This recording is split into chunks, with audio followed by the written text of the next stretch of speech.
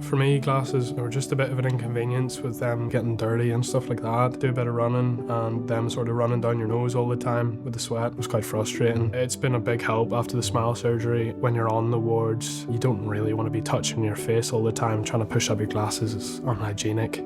So not having to do that's been a bit of a game changer. Surgery, particularly a big help in there because you don't want to be asking someone to try and push up your glasses all the time and you don't want them to be falling off your face, God forbid. But prior to the surgery, glasses would be running down my nose. They'd be really dirty afterwards, with just flies or whatever sticking to them, bits of dirt sticking to the glasses throughout the run. I was training for the Great North Run as well. After I had the surgery then, I wanted it done before the run so that I could run without them. And then that was fantastic because I didn't have to worry about that. Obviously you're running for over an hour for me, so it's a lot of time to be pushing your glasses up your nose.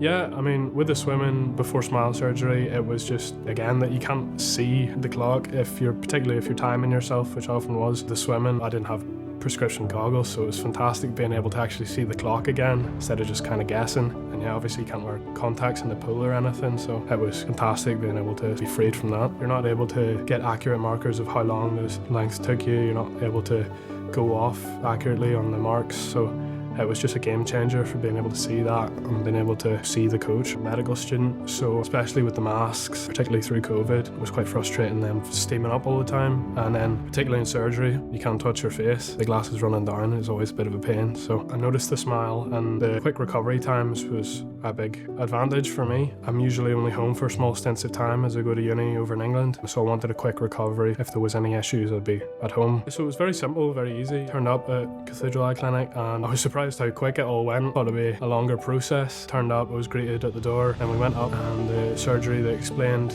through each step what was going on, which I quite liked. Yeah, it was sort of over before you knew it, which was another thing I liked about the smile. They told me what was happening after, what I'd feel, symptoms-wise after the surgery, any side effects and stuff like that. So I had Professor Moore and he was very knowledgeable, very helpful, explained every step of the surgery throughout, just made it very easily digestible and easy to understand what was going on. I'm someone who quite likes to know what's going on with that kind of thing. Clinically, the experience was excellent and surgical rooms were spotless and a great setup. The surgery itself as well, as I said, I did a lot of research beforehand and it seemed like the best thing to go for. Surgery itself was relatively painless. There's a bit of discomfort, but it's not painful or anything like that, and there's no needles or anything like that, nothing too scary. So all the staff at Cathedral Eye Clinic were fantastic. From the initial assessment of whether or not I'd be eligible for the surgery through to the surgery itself, any questions I ever had were answered fantastically and understood through each step what was going on, which was really helpful. But my experience with Cathedral Eye Clinic for the smile was fantastic from start to finish, and